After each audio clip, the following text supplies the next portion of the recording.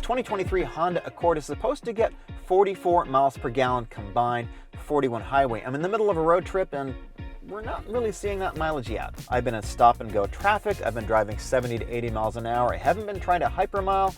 I'm just kind of driving the way I normally would.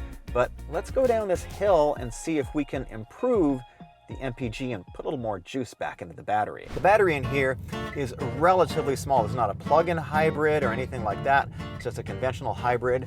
And what we've got is a 2-liter Atkinson cycle engine, and it has made it to a couple of electric motors. I've got a propulsion motor or a traction motor, and they're sitting right next to each other, and the other one is a generator, and the total system output is 204 horsepower, and significantly 15 more pound-feet of torque than I got last year in the last generation. So now it's up to 247. And I can tell you this car is not particularly fast. That's not what it's all about. But it is supposed to get you pretty good MPG, and I can tell you I've been driving this for a couple of hours now, and this thing is super, super comfortable. This has an amazing ride. Considering just about 10 years ago, I think you got a ride like this in a Mercedes, and here, it's amazing. We're getting a fantastic ride in here. It is so smooth. Pardon the crazy exposure that you're getting right now. It's going to change. The sun is going down, and the image is just going to be kind of wild right now. But I've got these paddles in the steering wheel which allow me to adjust the amount of regeneration that I'm getting in the car. And you got 6 different levels. So I just pulled it on the left-hand side. The car is actually going pretty slowly right now. What if I pull it a bit more? I get even more regenerative braking. I get even more deceleration. I've pulled it all the way down. I'm going about 10 miles an hour down what I think is a pretty steep hill right now. I guess we are getting some braking regeneration. Let's keep going down and let's see if this is going to improve my MPG, see if I can put any more juice back into the batteries. Right now I've got some pretty bad pavement here, and the ride quality is still quite good. Yes, I'm getting a little bit of noise. I'm getting a little bit of surface imperfection in here. I'm not even touching the brakes, by the way. I'm just using these paddles and the steering wheel. The car is almost coming to a stop. That charged up the battery completely just going down that little hill. I've been driving an Eco pretty much the whole time, but here's the thing. I'm driving this car like I stole it. I'm driving it quickly. I've been driving 70 to 80 miles an hour, but there's also been a lot of traffic too. So I think this is a pretty indicative, a pretty real world situation where if you go on a road trip, yeah, you're gonna hit some traffic, you're gonna hit some high-speed sections, and that's kind of the way it's gonna be. I've been going up a hill right now, so that's probably impacting the fuel economy a fair bit. Right now it says 40.5, and I gotta tell you, this thing is super, super nice to drive on a road trip. Now the seats in here are pretty good, and the main thing is, listen how quiet it is. I'm going 56 miles an hour right now, and this thing is so quiet. If I mash it, still pretty quiet. Power is okay. It's not amazing in here, but it's certainly okay. But this thing has really good insulation. When I was driving at 60 miles an hour, I saw 55 decibels, and when I was driving at 70 miles an hour, I saw 57, 58. This is a very quiet car, and this really has an air of luxury to it because it is so quiet.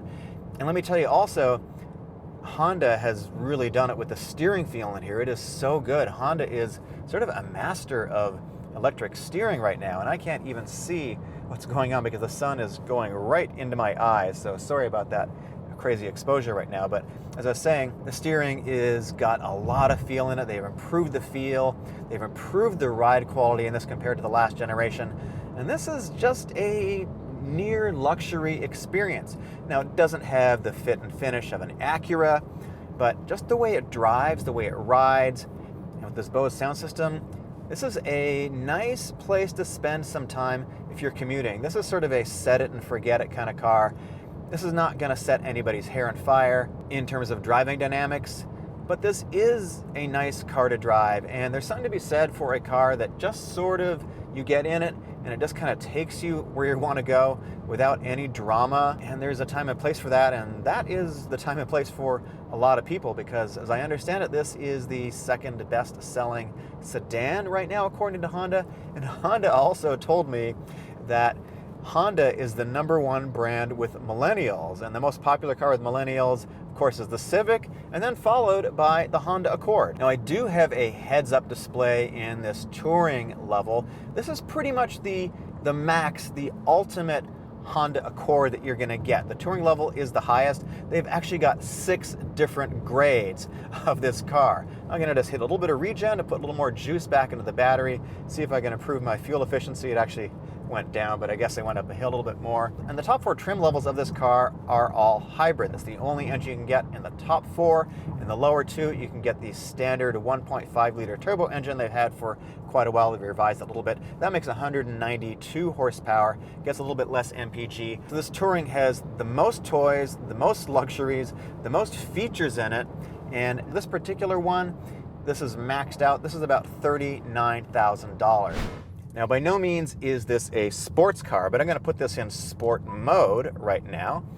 And what that does is it changes the pedal response, so it feels like it accelerates a little bit better. The gas pedal is a little bit more responsive, and it also changes the steering in here, and it gives me a little bit less assist, a little bit less boost, and that makes it feel pretty good. In fact, there is really very, very good steering feel in Hondas lately. They really have they've got it down, I think.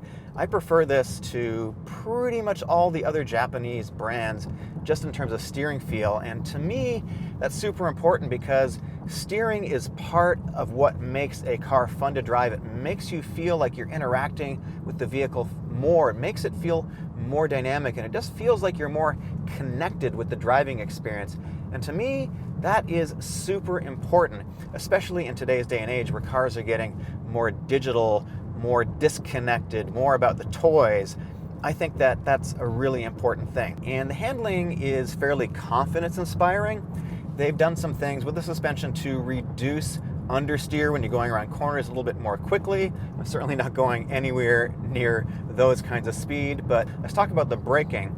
Now, the braking feels pretty normal when you're just braking like that, but I think it is brake-by-wire because I can put my foot all the way down to the floor, and that's sort of an odd thing. That feels very odd. So brake-by-wire doesn't feel totally natural to me. You're not really getting any feel through the pedal, but you've got to remind yourselves this is not a sports car. This is an everyday cruiser that you can go to work in, you can take a road trip in, and this thing has a ton of space. So dynamically, this is pretty good. Let's get up to our stop sign here. I'm going to hit it so you can hear exactly what the CVT sounds like. All right, no stop sign, but I'm going to hit it. Let's see what we got.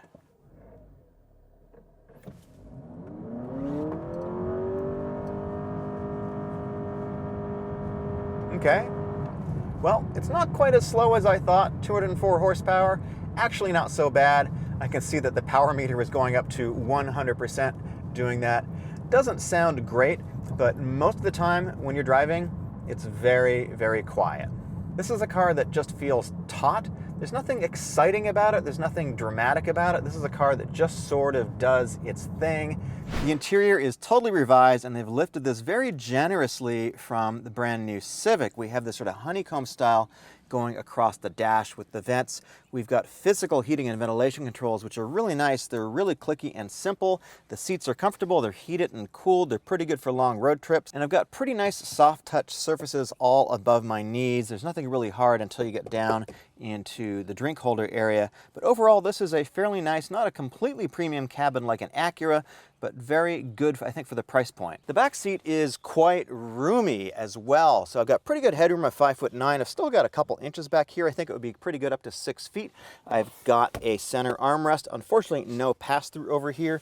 I've got some drink holders on the sides, and I've got a couple USB ports and a couple of vents back here. Overall, pretty nice space to be with a lot of legroom, and I'm sitting behind myself. I could sit behind even a taller driver. The trunk is massive, and unfortunately there is no pass-through, but you could fit a lot of luggage back here. You could do your Home Depot runs. It's probably one of the biggest in the class. And you do get a 60-40 split folding rear seat. This 12.3-inch display has something I've never seen before.